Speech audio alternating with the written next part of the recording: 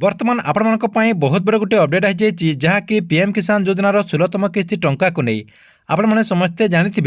PM किसान योजनार पूर्व किस्ती अर्थात 15तम किस्ती टंका जहाँकि नवेम्बर 15 तारिख में आसीथिला एवं समस्त चाषी भाई मान अकाउंट को सरकार तरफ 2000 टंका लेखाएं ट्रांसफर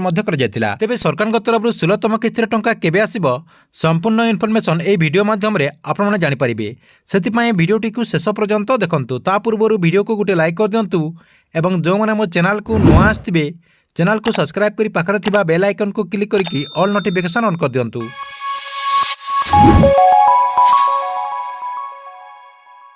सर्वप्रथम आपने कौन करेंगे आपण मोबाइल किंबा कंप्यूटर जेकोसी गोटे ब्राउजर टी ओपन करदे ओपन करदेला से आपने सर्च करदे पीएम किसान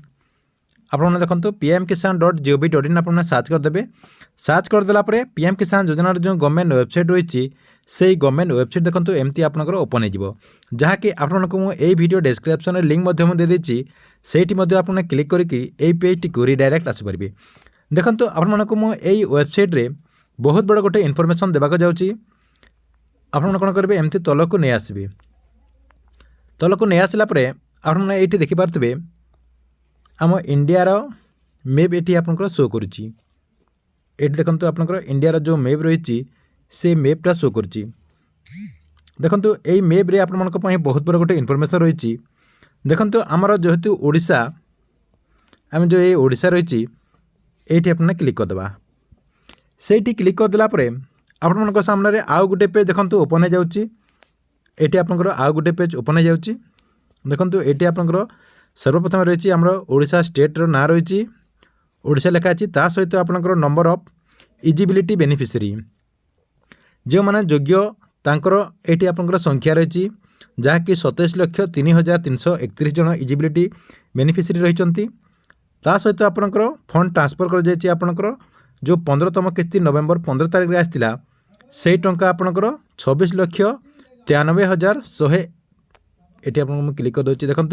26,93,118 जन को सरकार तरफ ट्रांसफर कर आपने क्लीयर हो जातु जे आम ओडिशा रे अधिकांश लोक आपंकर 100% लोक ये आप देखो फंड ट्रांसफर रेट जो रही आपंकर 100% लोक ये पीएम किसान योजना टंका पाउछंती तापर देखो आपण मानक आउ गोटे अपडेट मुझे कहीदे ये पीएम किसान योजना रे एवं गोटे आपंकर सर्वे चली आप गोटे कैंपेनिंग चलता जहाँकि पीएम किसान सेचुरेशन कैंपेनिंग आपंकर 1 डिसेम्बर 2023 रु 15 जनवरी 2024 पर्यंत यार कैंपेनिंग चलता जहाँकि पीएम किसान योजनार जो बाकी जो बेनिफिशियरी रही जाती से सबकि डॉक्यूमेंट ठीक ठाक हो संभावना रही देखो ता सहित आउ गोटे कौन अपडेट रही आपंकर 16तम किस्ती टंका जो आसवाक अच्छी बर्तमान जो चाषी मानकर डॉक्यूमेंट ठीक ठाक रही आपंकर ई-केआईसी येस थी आपंकर लैंड सीडिंग रे येस थी सहित आपंकर जो आधार सीडिंग रही से जदि येस अच्छी से चाषी मानकर देखु बर्तमान आपंकर जो 16तम किस्तीर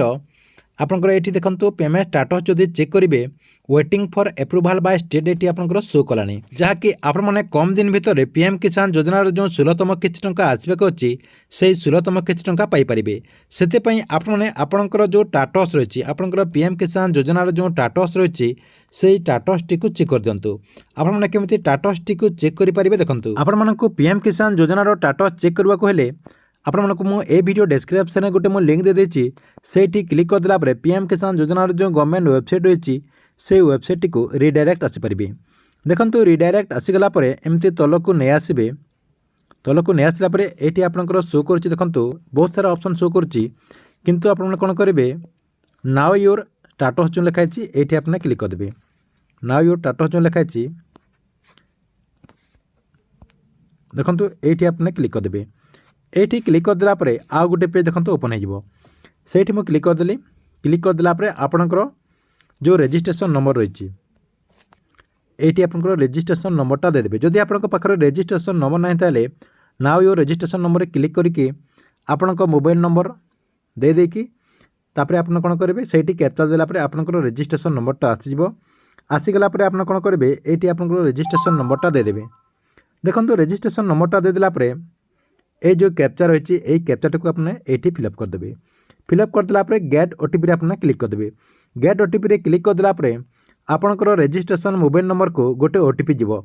ଯାହାକି ଆପଣମାନେ ଇ-KYC କଲା ସମୟରେ ଯେଉଁ ମୋବାଇଲ୍ ନମ୍ବରଟା ଦେଇଥିଲେ ସେଇ ମୋବାଇଲ୍ ନମ୍ବରକୁ ଆପଣଙ୍କର ସେଇ OTPଟା ଯିବ। ସେଇ OTPଟାକୁ ଆପଣ ଦେଇଦେଲା ପରେ ଆପଣଙ୍କର ଷ୍ଟାଟସ୍ଟି ଏମିତି ଶୋ କରିବ। ଏମିତି ଶୋ କଲା ପରେ ଦେଖନ୍ତୁ ଆପଣଙ୍କର ଯେଉଁ ପେମେଣ୍ଟ ଷ୍ଟାଟସ୍ ରହିଛି ସେଇ ପେମେଣ୍ଟ ଷ୍ଟାଟସ୍ରେ ଏପ୍ରୁଭାଲ୍ ବାଇ ଆପଣଙ୍କର ଷ୍ଟେଟ୍ ରହିଛି ଯଦି